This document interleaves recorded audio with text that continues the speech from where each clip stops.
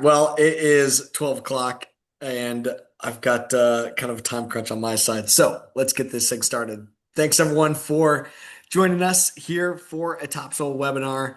We're going to talk about our favorite top. Well, going to talk about our tried and true topic here today around soil health, around cover crops, really, the background of Continuum Ag and what brought us to this point. So excited to dig into that. But for anyone new, I'm Mitchell Hora. I'm the founder and CEO here at Continuum Ag, and I'm a farmer myself. We've been deep into harvesting on our family farm and things are going really well. And we're just about ready to start getting cover crops planted on our farm. Also, we'll see how some of the rain ends up turning out here over the coming couple days in Southeast Iowa. But excited to get our own cover crops going here this fall as well. So, uh, what we're going to talk about here today in this webinar is talking about fall preparation, talking about cover crops, talking about soil health management, fertility management.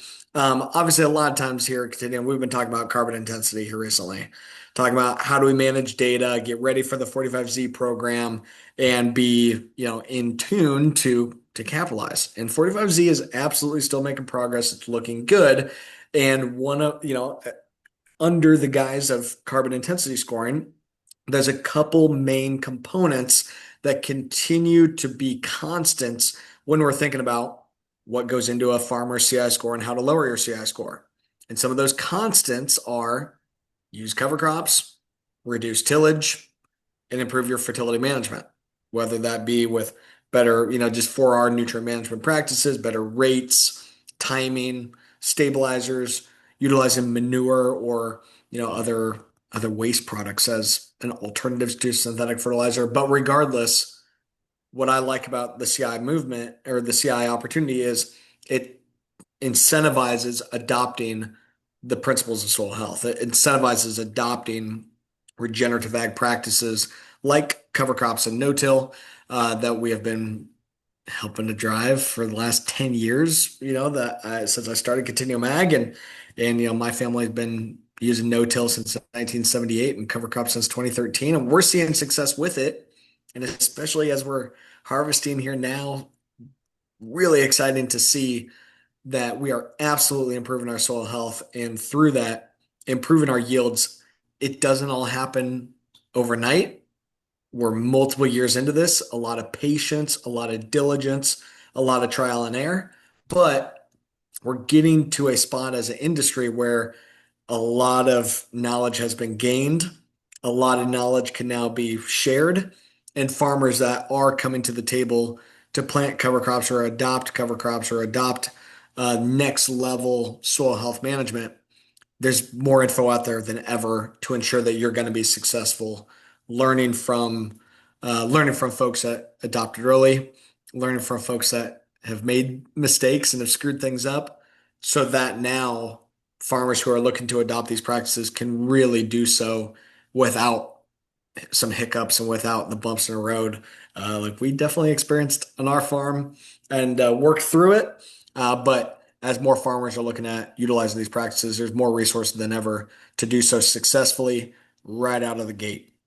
And what brought this about here is we are, constantly getting questions from farmers about what's going to happen with 45Z. What do I need to be doing to prepare myself?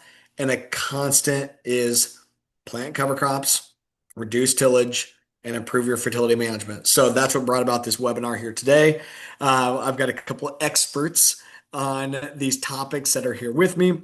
Theresa is from Albert Lee Seed. I'll let her introduce herself in just a minute. And then we've got Carolyn King.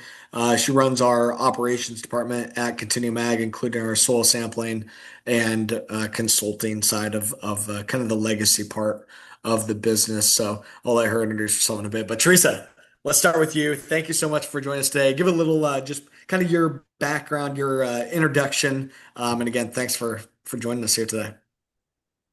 Thank you for having Albert Lee Seed here today, Mitchell. My name is Theresa Pedretti. I've been a sales agronomist and the cover crop lead at Albert Lee Seed for almost 5 years now. I spend my days helping farmers figure out the best cover crops for their specific operations. There's a lot of complexity in the world of cover crop. So yeah, I have a lot of things I can discuss with farmers when they call us up. Is there anything else specifically you'd like to I know, think or that's good for I'll now. Where just, are you are you based in that southern Minnesota area, or where are yeah, you I'm at? actually in Southeast Minnesota. Oh, you're in Um, Southeast. Got it. I'm off-site from the main Albert Lee seed. Got it. I'm not in Albert Lee seed myself, but I'm That's just to okay. the east in Winona County. That's great. That's great.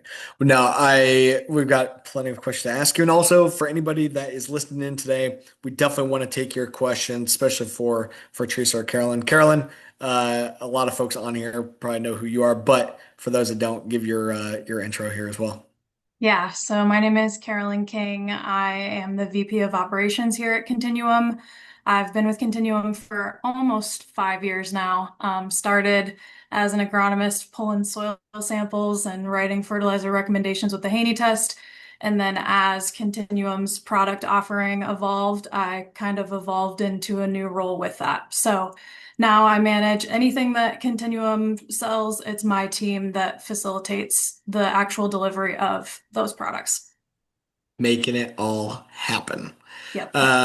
Cool. Thanks, Carolyn. And Carolyn's got a master's in agronomy here. Did her master's thesis literally on this topic. So that's also where it's like, all right, we have our in-house expert that we wanted to bring on the show here today. But anyway, Teresa, so let me start with you. So a lot of farmers again are asking, hey, okay, I see 45Z coming. I know cover crop is would be a big part of it, pending it happening. So what should I do? How should I start to use a cover crop, especially if they're new to it? What does that process look like for you, for somebody that's brand new, probably a little concerned about trying cover crops, but what does that look like for that newbie that's just getting started this fall with cover crops for the very first time? Sure. When I get on a call with a customer who's brand new to cover crops, the first thing I like to do is just clarify with them, what is your top goal in Mhm. planting this cover crop? Now, is it to improve soil health? Is it to reduce erosion? Is it to lower my CI score of my corn grain that I'm growing? Like, that's a good, like, knowing why are you going to be growing this cover crop? Um, at Albert Lee, we have 42 different species of cover crops, so it helps to determine what cover crop species may be the best fit by knowing that main goal. It's Yeah. also important to keep in mind what your crop rotation is. I'm assuming a lot of the folks interested in 45Z are in a corn soybean rotation, but just understanding if you're trying to fit a cover crop into that rotation, the planting windows. Um, and back to, I guess, just big picture. If someone's calling me for the first time, they've never done cover crops before, but they want to start, I say just keep it simple. If they want something to overwinter, winter rye is a great place to start. It's very affordable. Um, it's it's a little bit harder to manage just because it will overwinter, so you have to be prepared to manage it in the spring. And for people new to this, that's one caveat to talk through how you're going to terminate or how is it going to affect planting in the spring. And if you want to start real simple, oats is a great cover crop to plant here in the fall because in the far enough north, oats will winter kill, and so they Mhm. won't be there to manage that plant material in the spring. And of Yeah. course, there's 40 other species we could dive into, but if someone's just starting out for the first time, it's keep it simple. It's probably winter rye or oats is the place to start. That's usually where I start with them too. And a lot of farmers right now, they're worried about ag economics and they want to spend as little as possible, especially for farmers that are wanting to apply cover crops, but still get a full rate of cover crop, but do it as cheap as possible. Does that change this equation at all? Or is it still like kind of the most affordable, still kind of be in that rye or oats, or is there any kind of recent insights about maybe there's some other stuff that actually is in your mind really affordable that maybe farmers should be thinking about if they want something that will kind of qualify but be cheaper? Brassicas could be fairly cheap just because the seeding rates are so low. Hmm. But I think another thing to factor in right now is the that we're running out of growing degree units. Our growing Yeah. season's running out. And especially here in Minnesota, by the time we get to October 1st, you really should just be sticking with the winter grains and maybe Yeah. winter camelina into the first half or so. Now, farther south, you're in, more southeastern Iowa, your growing window is a little bit longer, but I Yeah. think a bigger thing to realize right now um, is that after you harvest soybeans, after you harvest corn, there's not a lot of growing season to get cover crops established. So you have to be just your options are essentially narrowing down as we get to the end of the growing season. Um, and yeah, typically after October 1st, it's winter rye, winter wheat, winter triticale. Those are the main options. And then the newer one in the world is winter camelina. Yeah, the Camelina one. I'm gonna circle back on the Camelina. I've tried it a couple times. Would love to get your take on it. I'll share mine as well. But yeah, I'm with you on the later you go in the season, the less options that you have. On our farm, we primarily use cereal rye. I would assume, I mean, Trisha, do you know off the top of your head what percentage of the cover crop that you guys are moving or is being applied? What percentage is just cereal rye? It's got to be a lot. I don't have the exact, but a lot. It's probably Yeah. like 70%. Oh, I And was if you figuring look even at, higher than that. So well, yeah, it depends on what's included too. We sell a sure. lot of products that overlap. So is it a cover Yeah, yeah, crop or is it a forage crop? Is it a grain crop? Because we also sell winter rye as a grain crop. sure. So depending on how you pull the info, but definitely it is the king of cover crops. We 100%. by far and away sell the most rye. Yeah, makes Oh, and sense. then I And just want to add too, like say oats. Oats is an easy one to get started with. But if you're going to be planting oats in mid-October in Minnesota, they're going to just come up and it's going to start to get cold. So your return on investment of planting a cover crop like that species that late, just not going to get much bang for your buck. agreed. So that's why the winter grains after a certain point become the best option. Totally agree. And I think the oats can be a decent option to your point to thin out over the winter and not be there in the spring. On our farm, we're actually ahead of corn, doing a lot of blending rye with oats. That way we can get a little bit heavier rate on, which is a little bit easier to apply with our air seeder system. But then let those oats die off. And then we have a smaller amount of rye come through in the spring, so it's easier to manage that. But in my experience, the oats will take off a little bit quicker in the fall versus the rye can be a little bit slower to germinate and take off in the fall. But of course, the oats will die out when we do get a Well, think frost. the oats are a spring grain. They're going to get planted and they're going to just take off. The winter rye is a winter annual, so it's going to start to get established in the fall, but not really take off until the following year. Makes sense. And that's what I tell a lot of farmers too, especially when they're thinking cereal rye, especially ahead of soybeans. Like even if you're planting it late, it probably wasn't going to do a lot in the fall anyway. It's the spring when you're going to get the benefit out of it. And especially if your goal, and I love that you started with that, Teresa, I think it's spot on.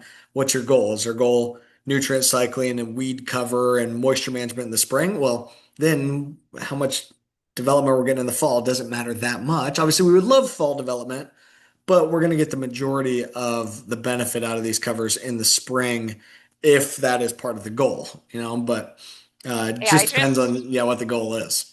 I just thought of a question for you, Mitchell.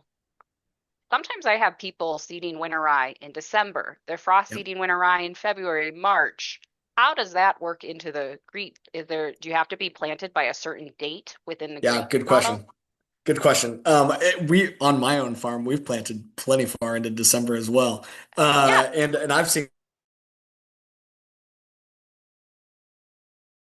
good question to the GREET model. Some of the language that came out before is that in order to qualify as a cover crop, it has to meet your local NRCS standards, which would entail a planting date, a rate requirement, and then some specifics about the species that can be used and qualify and that kind of thing. So the answer today would be in order to qualify as a cover crop for GREET modeling purposes, it is going to need to be planted by your NRCS's required planting date, like for EQIP or CSP, which I Got it. believe in my neck of the woods is like December 4th, if I recall correctly. But last year, they actually extended the date to like December 23rd or something Hmm. way extended. Carolyn may remember more than me, but the answer is follow your local NRCS recommendations. which also one other caveat, and I want to turn to Carolyn here too, but one other caveat from a 45Z perspective is I some of the old rules that got put out did allow for winter kill cover crops like oats, as long as they were planted by a certain time, which is pretty darn close to now. I don't know the exact dates. You have to look at your specific region and its planting dates or call your local NRCS agent. But under some of the previous draft guidance, a winter kill cover crop would qualify as a cover crop for purposes of 45Z. But I can't guarantee that the updated rules will follow suit with some of the draft guidance that was relayed earlier. So in order to have our bases covered, I encourage farmers that are doing cover crops for the purposes of 45Z to have something in there that is going to overwinter. And if you're worried about it, I like blending oats with rye or oats with wheat. So that way you still have a full rate of cover crop that's been planted, but the the oats will die out over the winter and you won't have that much material to attempt to manage in the spring. Another last piece of this is there's not specifications in any of the language so far about how big the cover crop must get in the spring or when you have to terminate it. So, for purposes of 45Z, you could terminate your cover crop early in the spring. If it's a winter, if it survives the winter, you can kill it early in the spring. Now, as soil health people here, we would say, hey, did you really get any benefit out of that cover crop if it was only, an inch or 2 inches tall? Yeah, you might have got a little bit of benefit, but like, did you get enough to justify spending your money or taxpayer money on it? Probably not. So hey, let's at least let it do its thing. But if your only goal is check the box for 45Z, you could kill it early. I would just encourage get a little bit more experimental as you get more comfortable with it. And we've definitely seen that. But Carolyn, speak to the other major component of 45Z is fertility management here as well. Speak to that a little bit on your experience there and helping farmers with managing their fertilizer, especially as farmers listening in thinking about managing that here this fall. Yeah, so we primarily use the Haney test for all of our soil sampling and fertilizer recommendations. Reason for that is because it can help you reduce, especially your nitrogen applications. We see it help reduce P and K as well, but nitrogen is the main driver for that. And then it also is helping us quantify the actual soil health. So as you get further down your soil health journey, it's nice to like have some of this baseline information on what was your biological activity, how do these cover crops and other things really influence that. So the Haney test just gives us a nice picture of what is the nutrient content in the soil, but also what is the biological activity and how is the biology influencing those nutrients. It's pretty simple. And obviously when you do soil sampling with us, we'll sit down with you and walk through the test and make sure you understand it all.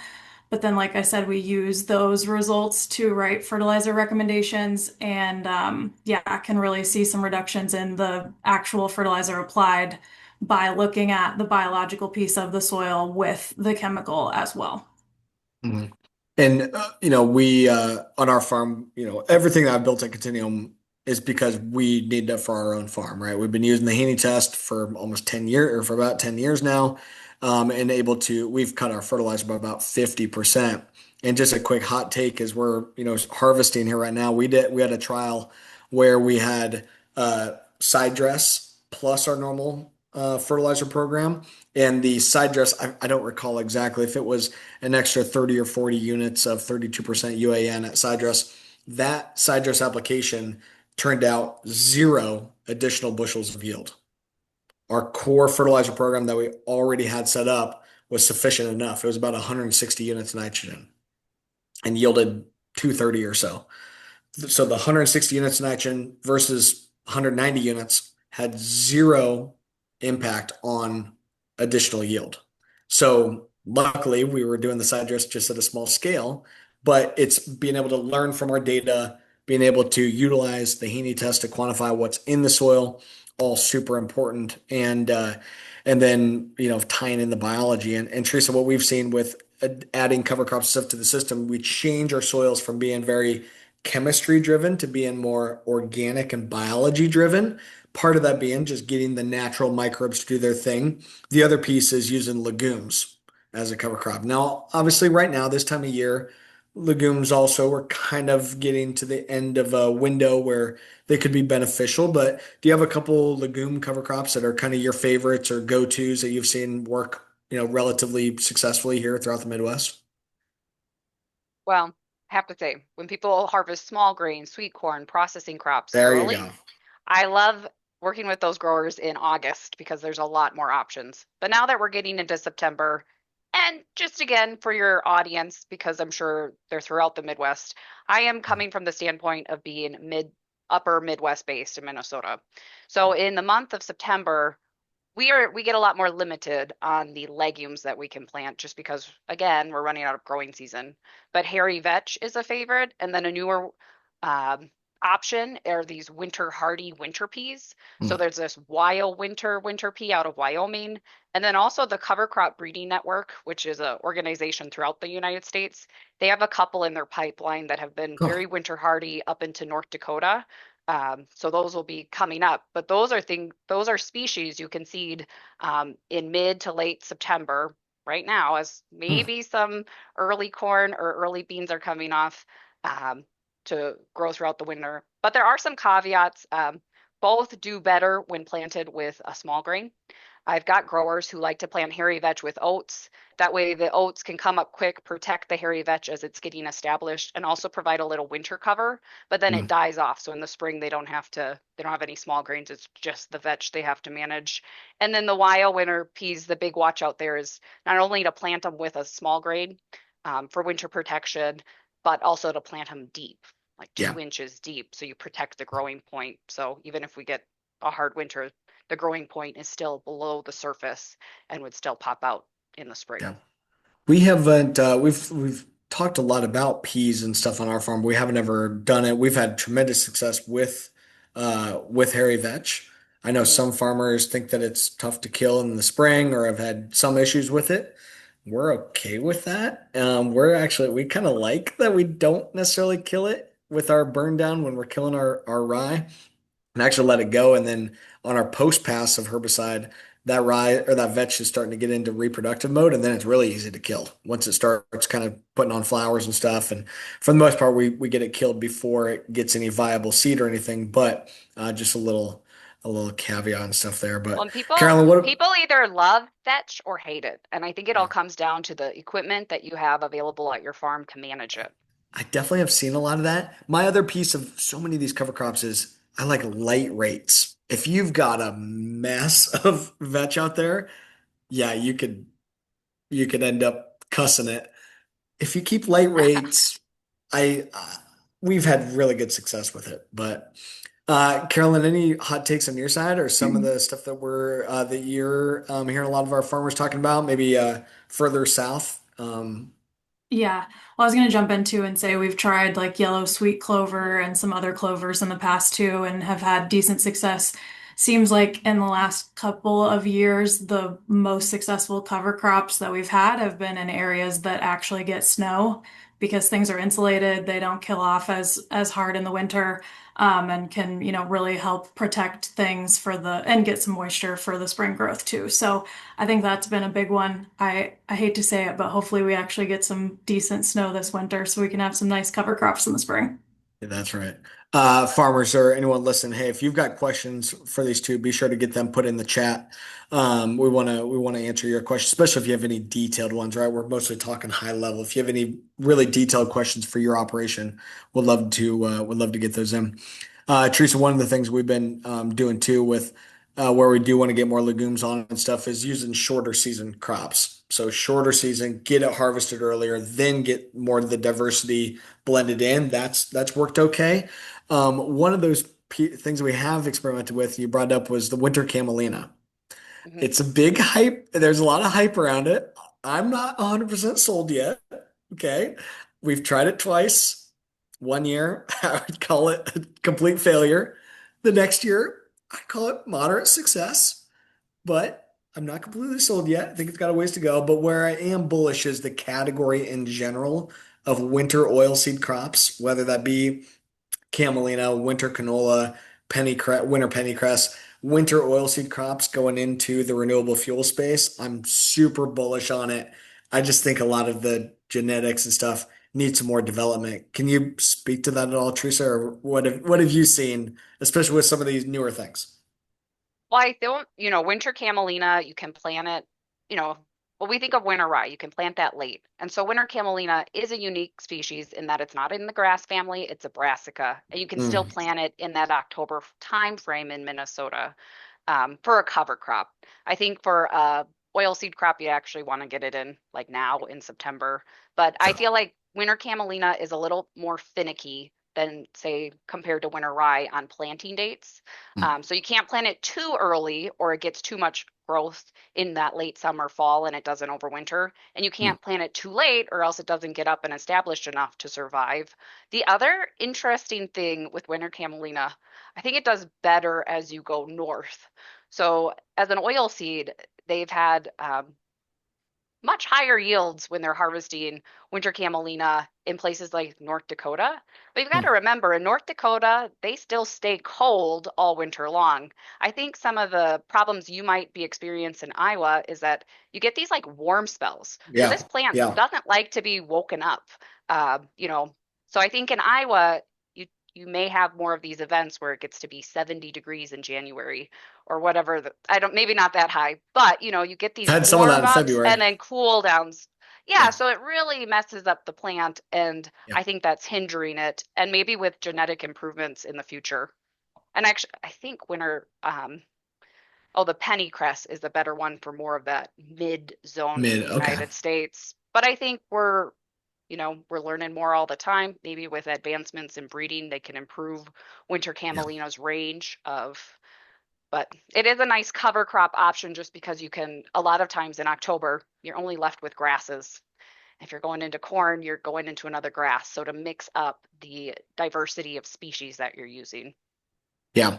No, I love that. And I think you're right. It's going to take some more breeding. It's going to take some more development. And I totally could see too the warming and cooling. And that's back to Carolyn's point of nice, consistent snow cover where we Hmm. don't have, especially a lot of times too, there's really hard cold periods as well. That snow kind of helps to insulate things, make things function a little bit better. But Carolyn, I mean that consistency also is going to help from a fall fertilizer management and stuff too, and keeping things more stable. Anything that you're talking with farmers about from a fertilizer management and like weather standpoint and stuff here in the fall are things that farmers should be thinking about, especially as some of the harvest is going to get going early here as we're already seeing. What do what are some of those things you talk with farmers about on timing of fertilizer in the fall? Yeah, yeah, we'll see, but I think this might be the earliest we ever start pulling soil samples. This year might be the earliest one. So, I think the big thing to keep in mind, and like obviously since we're using the Haney test to do this, we're already having that soil health conversation. The big thing to keep in mind with the fertilizer timing that we're talking about with farmers is if you have a cover crop out there that's growing, the timing of it is probably not as critical as if the soil is just out there bare all winter. So that's a big piece. You can be a lot more flexible when you have a cover there to catch those nutrients, hold on to things, cycle them for you in the season. Really gives you like an extra level of protection. If you don't have a cover crop out there, obviously for your dry P and K, it's probably not a huge concern whether it's spring versus fall, but for your nitrogen, it is a really big deal. So split applying that nitrogen, maybe not putting as much out there in the fall and going a little bit heavier on the planter and then side dress is always a good option. That's going to help your CI score with the GREET model too. And obviously, if you have a cover crop out there, like split applying your nitrogen is still a good option anyway. Yeah. Yeah, I think it's trying to put it on late as well, right? When that soil is really slowed down and stuff. It's good couple questions kind of coming in. Joel, thanks for hopping on here, man. Hope you're doing well. How short a season are we seeing especially on like the corn on corn? So most of the time in our neck of the woods, we're looking at planting the 109 to 115. We have some corn this year, it's 116-day corn. In our short season stuff where we're going corn on corn, we'll go down to like 105-day, 103-day type stuff. So we go, yeah, call it 10 days shorter on the corn. The beans, we like really full season soybeans. So we've not been doing a lot of this. My take on the soybeans, and Teresa, maybe we'd love your hot take on this. We have seen more success letting the soybeans be the major component of our organic nitrogen program versus diverse cover crops ahead of corn. Okay, so what I mean by that is we can harvest corn, a full season corn, pretty late and plant a cereal rye even later. My take on the anonymous person, winter rye, cereal rye, probably the same thing where there's a little bit of issue sometimes is people associate winter rye with an annual rye. So annual rye and cereal rye, very different. And you got to be careful about annual rye versus cereal rye. Usually winter rye, cereal rye, those are typically the same, but that's the key one. Anyway, but I like cereal rye following corn. We plant our soybeans into the rye early when the rye is small, and we plant our beans really early for us, middle of April. Then we let the beans and the rye grow together, where I have that high C to N ratio cereal rye. It sucks up all the available nitrogen out of the soil and it forces my soybeans to nodulate more aggressively than they would if they had nitrogen readily available. So we see our soybeans just nodulating like crazy. And as long as there's enough moisture to support the rye and the beans, it works extremely well. If we're dry, we have to kill the rye earlier than maybe we would have otherwise liked to do. But this year, plenty of moisture, so we let the rye get really big. And then by forcing the soybeans to nodulate more, we're seeing massive nitrogen credit following our soybeans for the corn the next year. So what we do is we've continued to have very full season soybeans, knowing that I'm probably not going to be able to plant a diverse cover crop ahead of my corn like I would maybe like to from my soil health perspective, but I'm using the soybeans to get the organic nitrogen that I need. And then I'm only going to be able to plant probably a wheat and rye blend before my corn at a light rate. And I've got the soybeans there to supply me with kind of the diversity in that legume component, supplying organic, stable nitrogen for the corn. And I know one of our trials, maybe Carolyn's got something to speak to it too, but one of our trials we quantified where we had almost 3 pounds of organic nitrogen available per bushel of soybeans, meaning like north of 200 pounds of nitrogen available following our soybeans just from that organic nitrogen buildup. At school, I was taught it's about 1 pound of nitrogen credit per bushel, and we're seeing a 3 pound nitrogen credit. I also was in a meeting the other day that struck me as soybeans use more nitrogen per bushel than corn does in its productive system. Um, and by forcing our soybeans to nodulate more, I think we're helping the soybeans have plenty of nitrogen later in the year when they actually need nitrogen during pod fill. So I think we're kind of getting a better benefit for our beans plus for the corn. But anyway, so Joel, yeah, shorter on the corn, 10, 15 days shorter to be able to get corn on corn and be able to have a bit of a window for more diverse cover crop in that system.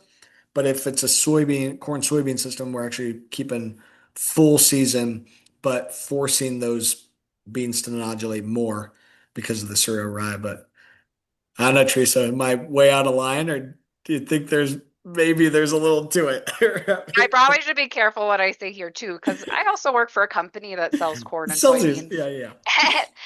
I would like to see people trialing shorter maturities. Now, obviously, have a chat with your salesperson about what varieties or hybrids of corn can I push south of zone. Our product manager on corn, he's always saying, for prevent plant situations, this variety can go south of zone. But Hmm. I would like to see more, just more people trying to plant a shorter.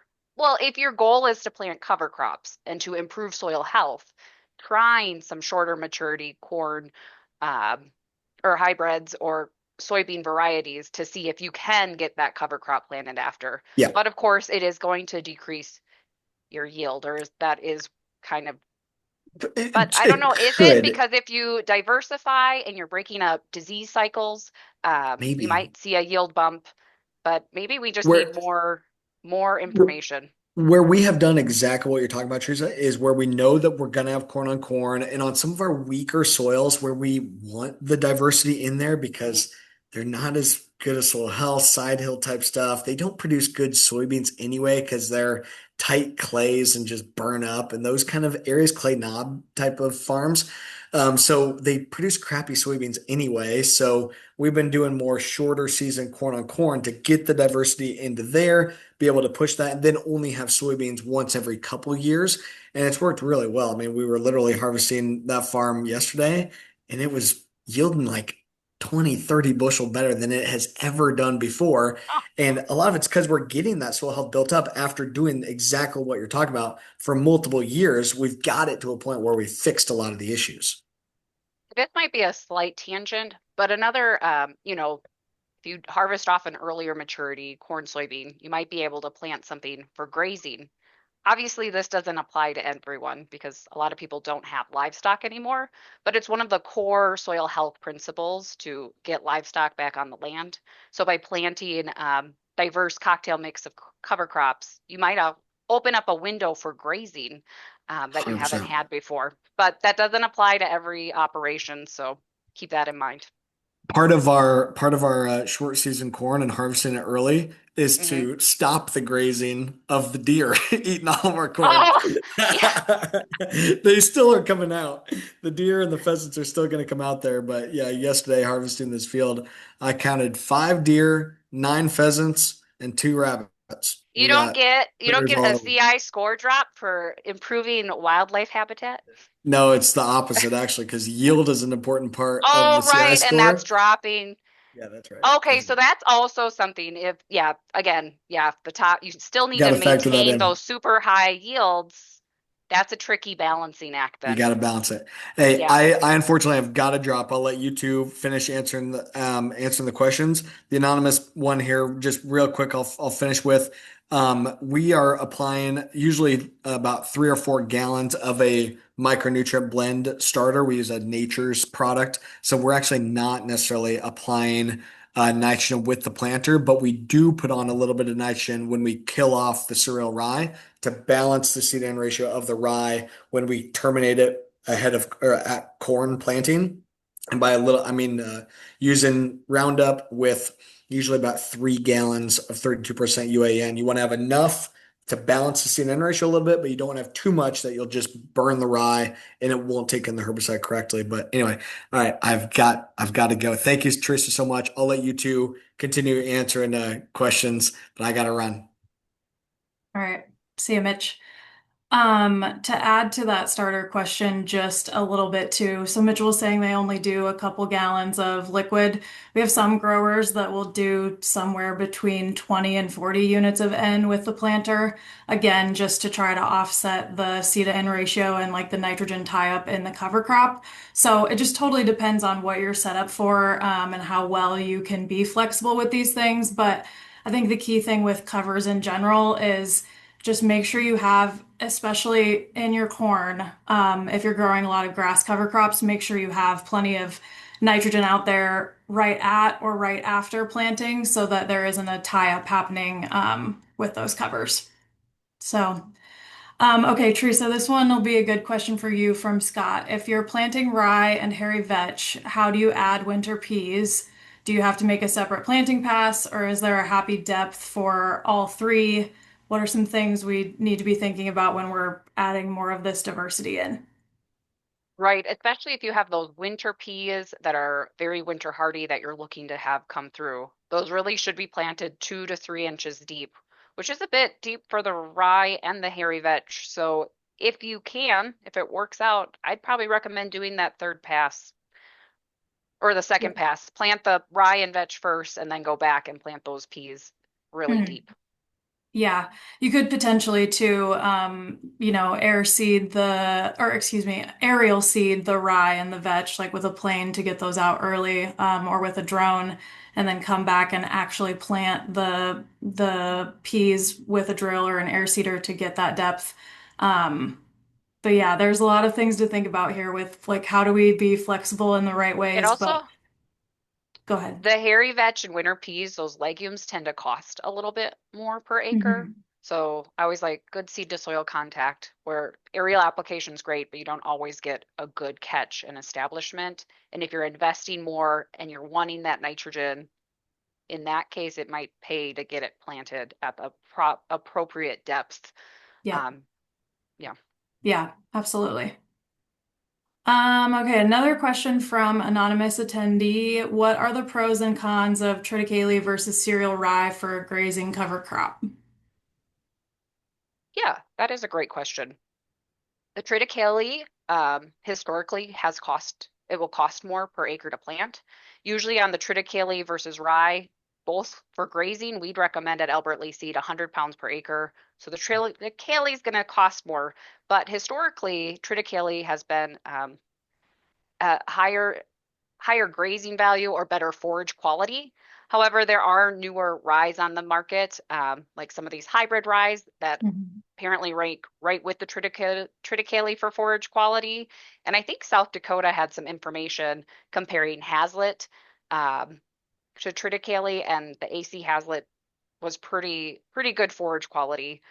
So I guess to summarize the main pros and cons, both work as a great grazing crop. The triticale though is going to cost a little bit more.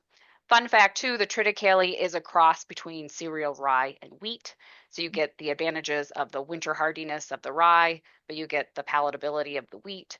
Um, Maybe try, too, and if you're grazing and you have opportunities to have separate paddocks, another option is to plant both and see for yourself what your cattle prefer. But I feel like with triticale, a lot of times you are buying variety bred for forage.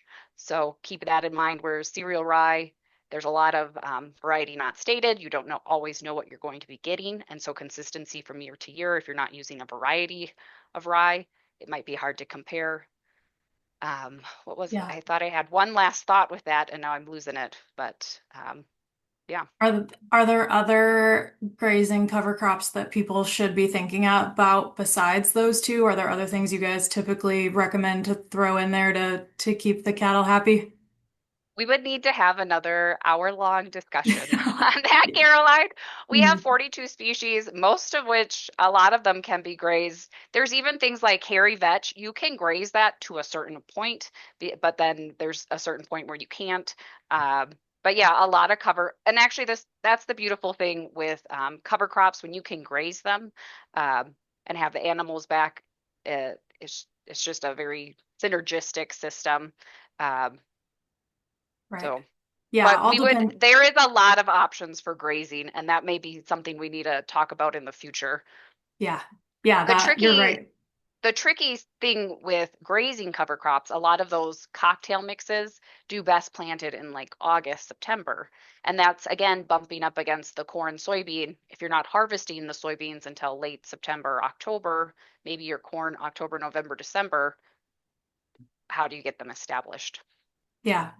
That ties really well back into what you said at the very beginning of like, what is the context of this? What are your goals? What is your crop rotation? All of these, what's your location? Like, all of these things are extremely important to understand what would work best for what you're trying to accomplish. So it's really hard to nail down, like, here's a blanket best practice or best thing to do, because the context of all of this is just so important. So, I remembered my triticale. yeah. Triticale tends to be a late maturity species, so it's going to head out or mature a lot later than the cereal rye. Thus, it gives you more time to graze it. Whereas the Okay, cereal cool. rye, depending on the variety, they typically head out sooner. So it just gives you more grazing Yeah. time in the spring of the year. Yeah, perfect. So if you're trying to get more grazing days off of it, the triticale might be a better option there. Historically, a lot of the triticale varieties would be considered a longer or late maturity. And the cereal rye could probably be considered early, medium, too late, depending on what varieties. But a lot of the triticales are very late. And so they're Hmm. heading out much later. Thus, you have more opportunity to graze. Yeah, cool. Okay, I think that is all of the questions. But we'll finish off with this. Mitchell threw in one last question for us to answer before he left. It says, what would you say to a grower who's on the fence about planting cover crops for the 2026 season? So maybe just some parting advice on if you're not sure whether you want to plant cover crops or not this fall. Theresa, what would you tell them to maybe encourage them or some things that they should be thinking about? I'd encourage them to plant cover crops, but just start out small. If you're kind of curious and you're interested, this is a great opportunity and window coming up to plant, but you don't have to plant your whole farm. And in fact, I would not recommend planting your whole farm to cover crops if you've never planted a single cover crop. So just start small, and then learn as you go. And realize too, part of the process of planting cover crops is there's going to be successes and there's going to be failures. And so just be prepared that sometimes things might not go according to plan, but those are great opportunities to learn. And so that's another great reason. Just get planting because it's a great way to start the learning process of how to integrate cover crops into your system. Yeah. I think what we recommend to people a lot who are just getting started is if you want to keep it super simple in the first year, just plant cereal rye ahead of soybeans, somewhere between like 45 to 60 pounds per acre. Keep it super simple. That gives you the ability to then try planting green in the spring without as much risk as what you would have if it were a corn crop. Soybeans are pretty forgiving. So that cereal rye ahead of the soybeans is probably like the easiest kind of level one beginner place to begin. Solid. Cool. All right. Well, thank you so much, Theresa, for being on here with us today. Do you have any final parting thoughts for everyone? I guess just thank you for having me on. And Yeah. yeah, Awesome. thank you. Thanks for joining us. Thank you, everyone, that was on this today. We will post the recording soon, and we will catch you guys on the CI Chit Chat next Tuesday. All right. Bye, everybody.